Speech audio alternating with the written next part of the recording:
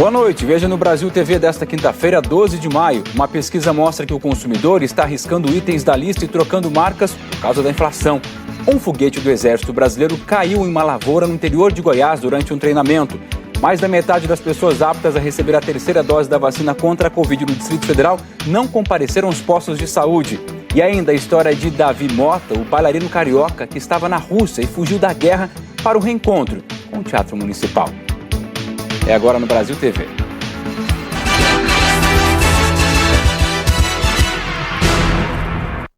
A alta da inflação forçou as famílias brasileiras a mudar o comportamento na hora de ir ao supermercado. Uma pesquisa divulgada hoje identificou que o consumidor está arriscando mais itens à lista e trocando marcas.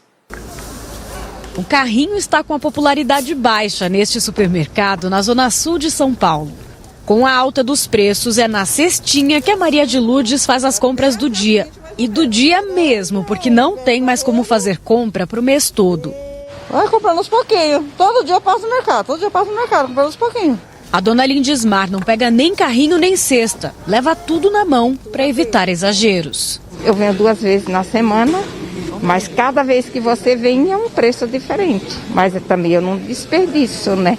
O comportamento do consumidor apareceu em uma pesquisa da Associação Brasileira de Supermercados. Muitas pessoas têm trocado a marca preferida, por exemplo, pela mais barata. Aquela compra por impulso, que faz a gente às vezes levar o que não precisa, esquece. Até alguns itens considerados essenciais têm sido riscados da lista de compras. Foi o que o Francisco fez. O leite, a gente está economizando bastante no leite. Tipo assim, procurando realmente mais barato e às vezes nem comprar a gente está comprando. É a inflação comendo a renda do brasileiro. O Marcelo é economista e diretor da FGV Social. Ele explica que o alto desemprego e a taxa de juros na casa de 12% também dificultam o orçamento das famílias. Essa inflação ela tem gerado uma perda de poder de compra de quase 10% nos últimos 12 meses. Isso faz com que os consumidores em geral façam novas buscas, às vezes até pela internet, eles busquem mais para defender o poder de compra da sua renda. O problema é que não é só a inflação está alta, o desemprego está alto e para combater a inflação o Banco Central tem que subir juros, o que dificulta todo esse processo. As compras do supermercado estão caras. Ainda assim, saem mais em conta do que uma ida ao restaurante. A pesquisa da Abras aponta que as famílias brasileiras estão comendo mais em casa. O consumo nos lares subiu 6,58% em março, na comparação com fevereiro. A dona Gilda é diarista. Ela veio ao supermercado com a intenção de comprar frango. Desistiu. Olhou o mocotó, mas também deixou para lá. Vai voltar para casa de mãos vazias. Hoje não. Nenhuma carne? Nenhuma. Tá muito caro. Pois é, tá tudo muito caro, mas um levantamento da CEAGESP, que é a Companhia de Entrepostos e Armazéns Gerais de São Paulo, aponta a redução no preço de alguns produtos no setor de hortifruti. Uma luz no fim do túnel diante de tantos reajustes. O levantamento de preços da CEAGESP, realizado todos os meses, apontou recuo nos preços. No acumulado de todos os itens pesquisados, queda de 4%, puxada pelos legumes, que estão custando 8% a menos que no mês passado. As frutas também tiveram redução, de 6% no valor de revenda. Hoje até estranhei, fazia muito tempo que eu não estava nesse preço aí, né? Um misto de surpresa e desconfiança dos clientes. Tem algumas coisas que já baixaram o preço, sim, deu para perceber que deu uma queda boa, sim. Mas não é tudo, algumas coisas ainda continuam num preço alto. A queda no geral só não foi maior porque as verduras encareceram 13%, alavancadas principalmente pela alface americana, com alta de 30%, e pela couve-manteiga, com 24%. Mas, em compensação, o tomate e a cenoura, que compõem a base da salada do brasileiro, que chegaram a custar R$10 o quilo, estão mais acessíveis. O cenário hoje é positivo, principalmente no grupo de legumes. O que acontece com a cenoura, por exemplo, há meses atrás, alguns meses atrás, a gente chegou a atingir a quase R$10 o preço dela. Então hoje, cerca de 60% chegamos a atingir a queda na cenoura. A Valéria tem um restaurante e compra com frequência alguns dos itens que estão na pesquisa. Ela já sentiu essas variações nos preços, mas não como gostaria. Reduziu bastante do que estava antes, né? Então hoje eu estou conseguindo comprar mais coisas e deixar o estoque mais abastecido. Isso influencia na hora de vender o seu produto ali, você que tem um restaurante? Isso, influencia. Deu uma melhorada, mas ainda está bem caro. Essa redução ainda é discreta, mas o consumidor já começa a perceber. Não dá para dizer exatamente que esses produtos estão baratos, mas é uma boa notícia diante de tantos aumentos nesse início de ano. Um alívio para o bolso e sinal de recuperação. Da última vez que a senhora veio na feira para a comprinha de hoje, já está notando diferença no preço? Está gastando um pouquinho menos? Parece que está um pouquinho menos, né? Tá mais fazer o quê? Tem que comprar, né? Mas esse pouquinho a menos já ajuda. Já ajuda bastante, sim. A tendência é de normalização dos preços. Este economista explica que pela sensibilidade em relação ao clima, essa variação dos hortifrutis é constante, mas dá para tentar minimizar os impactos. O consumidor tem que chegar no supermercado, na área de hortifruti granjeiros, e procurar aqueles que mais cabem no seu bolso. Mesmo que ele goste muito de um produto, se ele tiver muito caro, ele deve procurar um substituto. A Polícia Civil do Rio fez uma operação contra a receptação de materiais furtados de ferrovias. Até o fim da manhã, 13 ferros velhos foram interditados na Baixada Fluminense. No alto do morro, numa pedreira abandonada, uma nuvem de fumaça chama a atenção. Na imagem aproximada, homens aparecem queimando fios ao lado do complexo do Alemão. Um deles está com uma touca ninja e armado de fuzil. A queima do material é para separar o fio do cobre, que depois é vendido para ferros velhos. Hoje, 30 estabelecimentos que vendem o material estão sendo fiscalizados por agentes de 4 delegacias da Polícia Civil em cidades da Baixada Fluminense. Geralmente é subtraído por população de rua, usuários de droga, que vende para os pequenos ferro velho e assim sucessivamente até voltar para o grande comerciante. A polícia interditou até o fim da manhã 13 ferros velhos e os responsáveis levados para a delegacia. Nos locais, os agentes apreenderam equipamentos furtados da Supervia, como cabos de cobre, fios e até uma placa com os preços dos materiais. A força-tarefa foi criada para combater o comércio ilegal de cobre na região metropolitana do Rio. Os policiais buscam provas desse comércio ilegal e se há outras irregularidades nos locais. Segundo a Supervia, o furto de cabos e equipamentos ferroviários triplicou no ano passado. O prejuízo passou de R$1,5 milhão de reais. Um foguete de treinamento do Exército Brasileiro caiu numa plantação no interior de Goiás. O Danilo Moreira é quem atualiza para a gente as informações. A Polícia Civil de Goiás já começou a ouvir testemunhas que estavam próximas do local onde o foguete caiu. O objetivo da investigação é levantar informações sobre o incidente e entregar o caso para a Justiça Militar da União. A Polícia Técnico-Científica também vai fazer uma perícia no local. O foguete do Exército foi lançado durante um treinamento e caiu em uma lavoura de sorgo ontem. Um dos equipamentos lançados desviou da rota prevista e caiu em uma chácara, fora da área militar.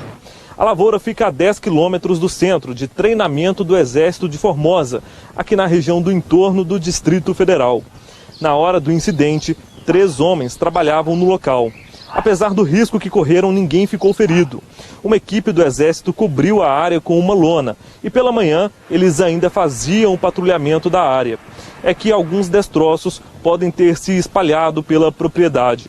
Antes de cair, o foguete cruzou a BR-020, que é bastante movimentada, e passou perto de um armazém de grãos. Em nota, o Exército disse que uma equipe compareceu ao local do impacto, onde constatou não haver vítimas ou danos materiais, e que o exercício foi planejado para ocorrer dentro dos limites do campo de instrução de Formosa, tendo sido adotadas todas as medidas de segurança. Segundo o Exército, uma investigação foi aberta para apurar o que aconteceu. Dependentes químicos se espalharam e estão vagando por vários endereços no centro de São Paulo, depois de uma operação da polícia que foi feita ontem e tirou a Cracolândia da Praça Princesa Isabel. Um dia depois da operação contra o tráfico de drogas, a Praça Princesa Isabel estava assim, só com funcionários da prefeitura que trabalham na revitalização do espaço. Grades cercam o local e guardas civis fazem a segurança, enquanto as máquinas preparam o solo para um novo projeto paisagístico. Os dependentes químicos se espalharam por vários pontos da região central. Alguns não foram longe, mas em vez de dentro do CAPS, o Centro de Assistência Psicossocial, procuraram refúgio na calçada dele. E também ao longo das avenidas Duque de Caxias e Rio Branco. Um grupo maior estava no cruzamento da Rua Helvétia com a Alameda Barão de Piracicaba. A um quarteirão da Praça Júlio Prestes, antigo endereço da Cracolândia, onde o fluxo se concentrou por anos. Outras pessoas pararam na Praça Marechal Deodoro, ao lado do Minhocão, onde hoje cedo teve fila para pegar as marmitas de uma ONG. Segundo os próprios moradores de rua, ainda não há um novo ponto fixo. Eles pingam de um lado para o outro cada vez que as equipes da Guarda Civil se aproximam. O Rapa chega de manhã, leva cobertor, leva documento, leva tudo. A gente tá precisando de ajuda, não tem moradia, não tem lugar para ficar. Como que nós vai ficar? Choveu ontem, as cobertas tá tudo molhadas, né? E como que nós faz? Esse vídeo gravado ontem à noite mostra o deslocamento de um grupo grande na Alameda Eduardo Prado. Com medo, teve comerciante da rua que baixou os portões enquanto eles passavam. A oficina mecânica do Ismael fica numa esquina da Praça Princesa Isabel. Por enquanto o negócio tá às moscas, mas ele tá otimista com dias melhores, sem o fluxo na porta. Os caras invadiram aqui, já queria chutar a moto, quebrar a moto, a gente tinha que recolher moto para dentro. A gente espera que volte à normalidade e a gente possa trabalhar e produzir também, né? Porque a gente precisa pagar nossas contas. Pro Flávio, que é psiquiatra e trabalha com dependentes químicos, o problema só mudou de endereço. Para mim foi uma ação que não foi de combate ao tráfico, foi uma ação de combate aos miseráveis. E o objetivo deles, que era tirar as pessoas miseráveis aqui da Praça Princesa Isabel, foi cumprido. E eles agora estão espalhados pela Santa Efigênia, pelo Campos Elíseos, até em Higienópolis, eles estão todos espalhados. E o problema continua, né? A Cracolândia não acabou, ela só está agora espalhada e mais difícil de ser acessada pelas equipes de saúde. A prefeitura diz o contrário, que o novo cenário, na verdade, facilita o atendimento de quem precisa. A grande concentração dificulta a abordagem. Quando você tem uma grande concentração, em especial com a presença do crime organizado, os abordadores ficam mais inseguros de entrar no meio de uma multidão tão grande. E realmente é um ambiente mais inseguro. Quando você está com pequenas aglomerações espalhadas, eles têm muito mais sucesso. O governo do Tocantins rompeu o contrato com o laboratório flagrado com amostras em potes improvisados durante uma operação policial. Ainda não há definição sobre onde os exames serão feitos a partir de agora. Os órgãos de fiscalização estão preocupados com os efeitos para os pacientes. O médico Plínio Medeiros Filho e o empresário José Lemos Melo Neto pagaram fiança e já deixaram a cadeia. A informação foi confirmada pela defesa deles. Já a coordenadora financeira, Giciane Maria Paiva da Silva, que chegou a receber voz de prisão, foi liberada ainda ontem, porque, de acordo com o delegado plantonista, ela não teve participação direta no suposto esquema. Ontem, a Polícia Civil encontrou dezenas de amostras biológicas durante uma operação em Palmas. Nos fundos do laboratório SICAR, material para exames e até órgãos humanos eram armazenados em potes de doces reaproveitados e até caixas de papelão. O governo rompeu o contrato com a SICAR Laboratórios e informou que vai chamar um novo laboratório para refazer os exames dos pacientes com urgência. O levantamento sobre quantas pessoas podem ter sido afetadas por tudo isso ainda não foi divulgado. O laboratório, que é investigado por fraude e estelionato, tinha contrato com a Secretaria de Saúde do Estado desde 2017 e já recebeu dos cofres públicos mais de 3,5 milhões de reais. A operação, que denunciou o esquema criminoso, contou com o apoio do Ministério Público do Tocantins. O laboratório não tem estrutura para funcionar e para fazer exames.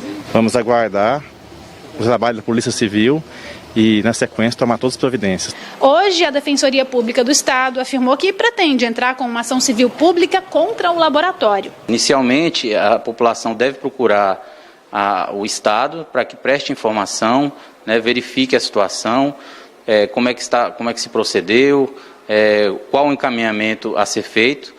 E se tiver dificuldade, procurar os órgãos de controle, né, o Ministério Público, a Defensoria Pública, para que a gente possa dar prestando auxílio a essas pessoas. A empresa realizava exames principalmente de pacientes em tratamento ou com suspeita de câncer atendidos pela rede pública de saúde no Tocantins. Mas o flagrante da polícia apontou que as amostras eram armazenadas sem qualquer critério técnico ou de sanidade.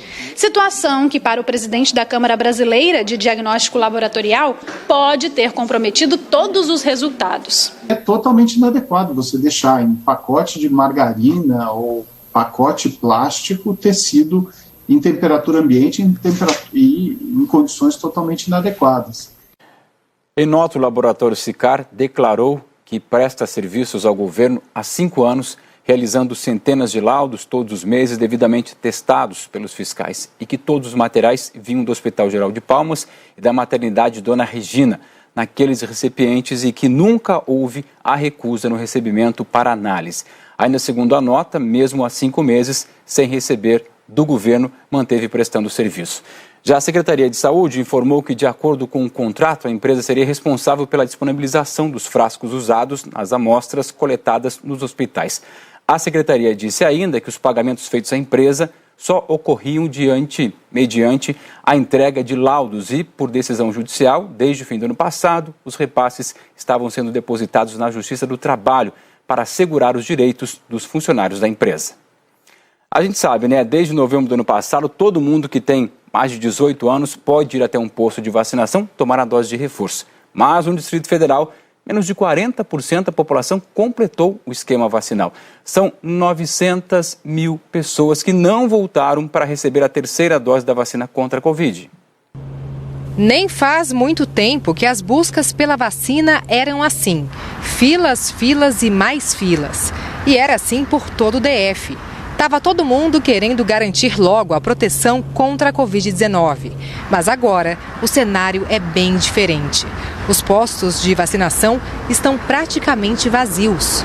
Esse posto de vacinação na rodoviária do Plano Piloto faz aplicação de todas as doses. Mas as enfermeiras disseram que a procura pela vacina caiu bastante. Até março eram vacinadas cerca de 1.200 pessoas por dia. Agora o número caiu para 400. Aqui, a menos procurada é a dose de reforço, também chamada de terceira dose. Os profissionais de saúde da UBS 1 da Asa Sul também notaram o esvaziamento nos postos. E lá a vacinação é prolongada, acontece até às 10 da noite. No início a gente já chegou a fazer mais de 800 doses no intervalo de 4 horas. E aí foi diminuindo 300, 200. E aí a gente chegou às 2 semanas atrás em torno de 50 doses. Os jovens, eles têm vindo para tomar a segunda dose, mas terceira dose não. Segundo a Secretaria de Saúde, 900 mil pessoas que já podem tomar a dose de reforço não voltaram para completar a imunização. E não é por falta de local para vacinar.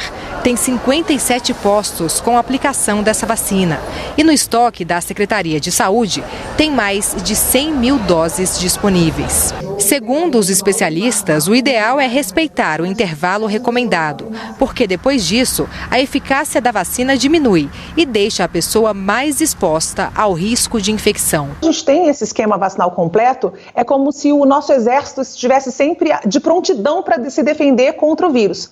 Então, mesmo que ele entre na pessoa, esse exército está a postos, ele vai acabar com aquele negócio muito mais rápido do que alguém que precisa mobilizar ainda o exército ou alguém que não tem exército nenhum. Então é importante para manter a sua proteção alta ao longo do tempo, enquanto você consegue por aí andar com maior tranquilidade, inclusive não usando máscara em alguns lugares.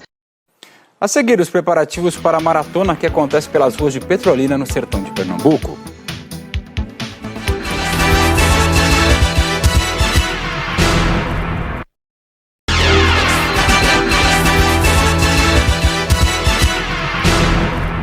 Brasil TV de volta com os preparativos de atletas profissionais e amadores que vão percorrer as principais ruas de Petrolina, no sertão de Pernambuco, no próximo domingo. É a segunda edição da meia maratona. Para Úrsula, é a primeira competição.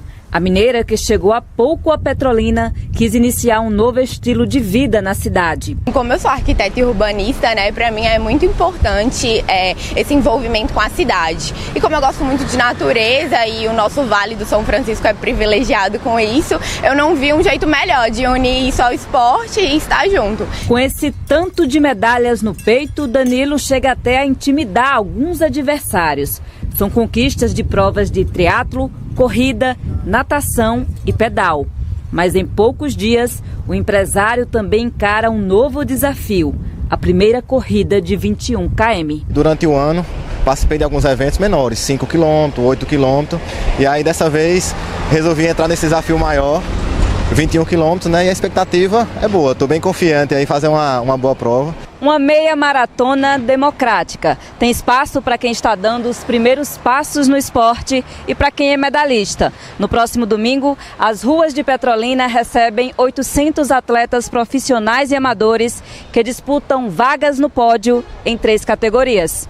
A prova reúne categorias masculina, feminina e também tem espaço para a inclusão de pessoas com deficiência. O percurso é de 5 quilômetros de caminhada e corrida e nas categorias 10 e 21 quilômetros, só corrida.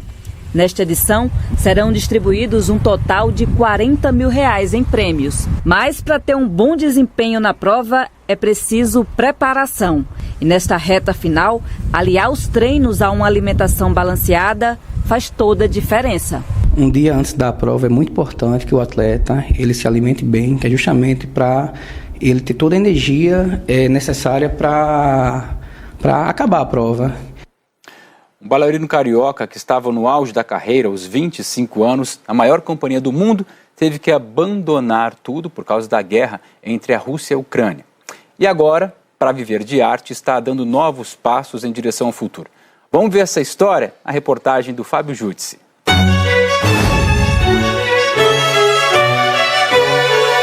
Um artista destemido, talentoso,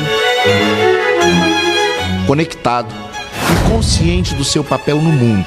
Nome? Davi Mota. Esse menino que nasceu em Cabo Frio foi abençoado com o dom da dança, construiu uma bela carreira internacional e se consagrou como o primeiro solista do balé Bolshoi na Rússia. Mas veio a guerra, fruto do lado mais abominável do homem, que já destruiu vidas, casas, sonhos e a ligação de Davi com a dança em Moscou. O Davi Mota foi morar na Rússia com 12 anos de idade já para estudar e começar a dançar. Chegou ao ápice da carreira, mas aos 25 anos, amedrontado e também inconformado com a guerra, rompeu com tudo. Se desligou do balé Bolshoi e voltou para casa. Saí do Bolshoi depois de 13 anos estando na Rússia, depois de eu ter me estudado e ter me formado na escola e ter integrado o Bolshoi. Estando com uma carreira já no auge, crescendo e evoluindo, foi uma decisão muito difícil. Depois de 13 anos num país, você acaba criando amizades, laços de família, pessoas que se tornaram minha família. E deixar essas pessoas para trás também é de cortar o coração. Davi é o bailarino convidado da temporada do balé O Lago dos Cisnes, de Tchaikovsky, no Teatro Municipal do Rio de Janeiro. Então o Davi Mota, nesse balé, é muito enriquecedor. Um bailarino jovem, brasileiro, que traz a experiência de uma das maiores companhias do mundo, que é o balé Bolshoi.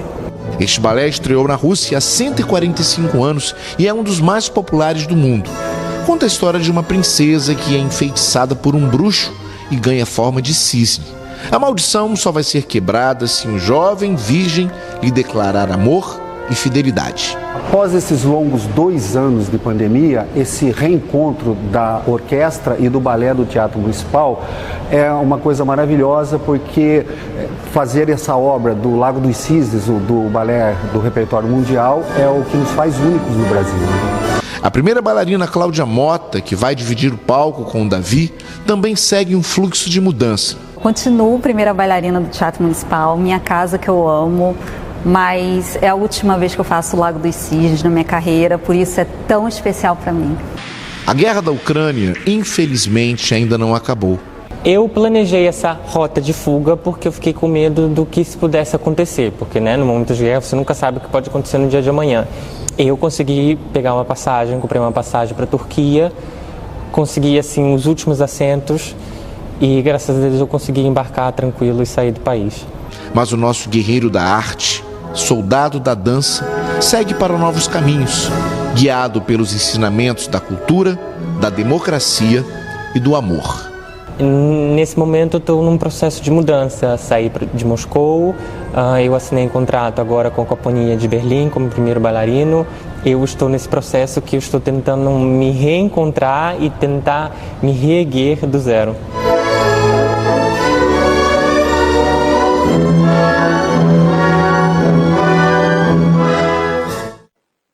Essa apresentação do Lago do Cisne com Davi Mota acontece nesse sábado no Teatro Municipal do Rio. O Brasil TV foi por aqui, o Jornal Nacional começa às 8h30 pelo horário de Brasília. Uma boa noite e até amanhã.